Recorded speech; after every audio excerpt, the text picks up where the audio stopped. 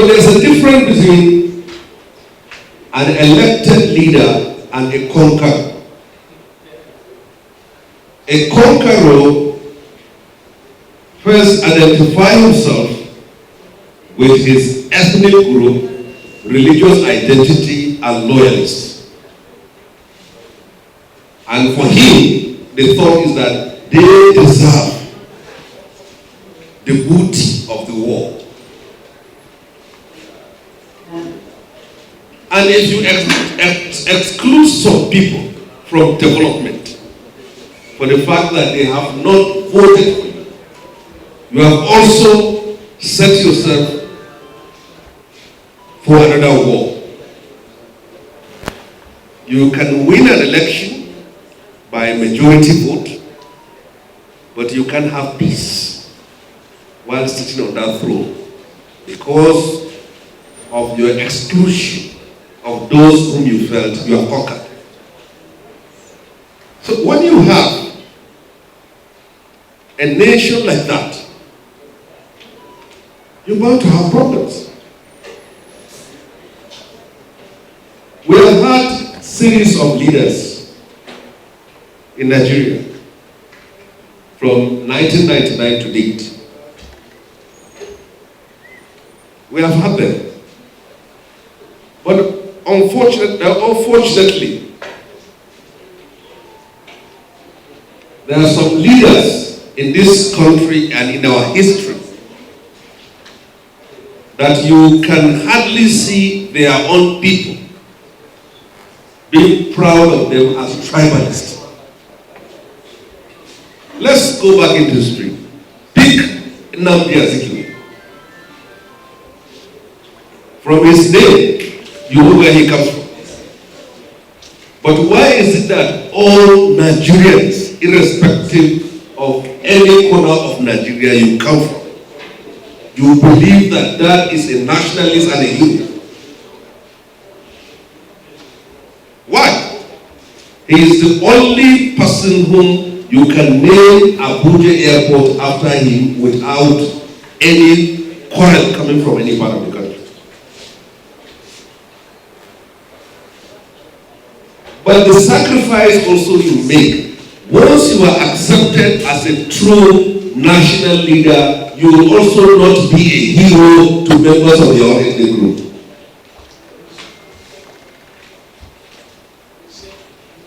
Ethnic groups celebrate ethnic champions. So, and that is why during the struggle for independence and post-independence Nigeria, while other leaders are talking about Nigeria and also their own part of the country, Zeke talks about Nigeria and the whole of Africa. And he is not.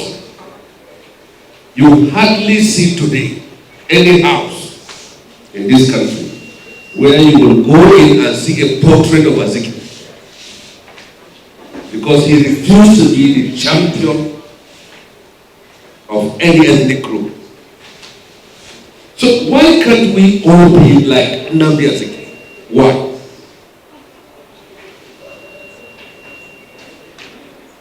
Having said that, we must all accept that people were agitating for restructuring continuously and ceaselessly because they felt that the structure of the Nigerian state is faulty. And nobody should deceive himself that the present political establishment and political order is interested in restructuring. The president has made it categorically clear. He has categorized advocates of restructuring and secessionists all in the same boat. So whether his party subscribes to restructuring or not, he is not for it. And I, the president, is the first in the history of Nigeria to formally recognize the former Biafran war fighters. And I paid them their pensions as I went to. No president has ever done it. And I, as a politician, I have developed a strong relationship, cordial one with solidarity with the late Ikemba of the Navy. So who can be more Southeasterner than I am? You have points to give. You don't necessarily have to say don't in a cycle. You have points you can use that cannot be challenged by anyone. So, the agitation for restructuring is something that cannot be repressed by anyone. Secession shall be defeated not just by force of arms, but by embracing those, the majority, the silent ones who have not picked arms, and showing them that they have made the right choice and are at the right place. I am not a supporter of a divided Nigeria, but I also believe that this country can survive and thrive better. The Igbos in the north have been there even before our fathers were born. And since after the Civil War, the Igbos of the 40s and the 50s is not the Igbos of the 2000s. The Igbos in this century has grown his territory beyond the 5 states in the southeast. So how can an Igbo in the 21st century that is a Japanese of Nigeria, the Igbos that dominate the market in Sokoto, in Kano, in Maiduguri, in Taraba, his territory has gone beyond the 5 states. So how do you withdraw him back to such an achievement? The China of 1979 is not the China of 2001. China is in all parts of the world. So the Igbo of 21st century is like the Chinese of the 21st century.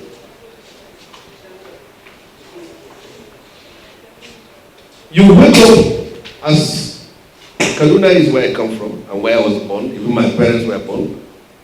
You wake up, you go to the market, whatever you want to buy, whatever you want to do. We grow up with people whom we know. How do you now pull back from over half a century of achievements? We have always prayed that peace should return to the southeast, not to the northeast. The southeast is a market and a factory of Nigeria. People patronize Onitsha and Aba markets. Your programs are in all parts of West Africa. How do you become the king of a continent to withdraw to be the chief of a small territory? You have gone beyond that. So to us, the achievement that has been made since the Civil War should be consolidated. But we need leadership and leaders who can understand the problems of this country and stand very much to address the issues that have led us to where we are today. On the final note, I believe that this country has a potential for greatness. I know democracy is a game of numbers. But it is important that all parts of the country should be considered in any political equation to ensure that those dark areas that exist are now within the beam of light. We have all sorts of problems in Niger Delta before. Oil pipelines are blowing in and everything. Jonathan became president. And now the people of Niger Delta are able to see that we have had somebody from our own end who was also being able to lead the country. And that brought the issue to the various minimum. Please, for those areas who have not been able to produce the president of Nigeria, let us look at the possibility of such things.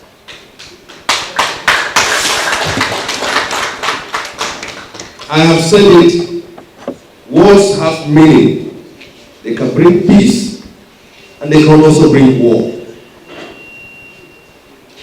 In Kaduna, in Zamfara, in Sokoto and in Kebbi, we are facing the problems of banditry. Our people are being killed and kidnapped every day. So if there is an attack in Ondo or in Ebudu by the Fulani herdsmen, as it has been said, it is done by those who did it. It's not that the consent of the whole northern part of Nigeria decided that there should be attack in. We too are facing more problems than the one that is faced in the southern part of Nigeria. There is no consent. Nobody was consented to pick arms and kill any ethnic group.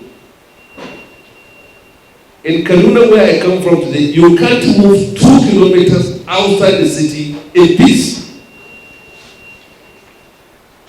So if the activities of herdsmen in southern part of Nigeria was done with the approval of the North, then we should have been living in peace. But we are not. So, on behalf of my colleagues that I've come here with, a discussion like this should not simply end up in a platform like this.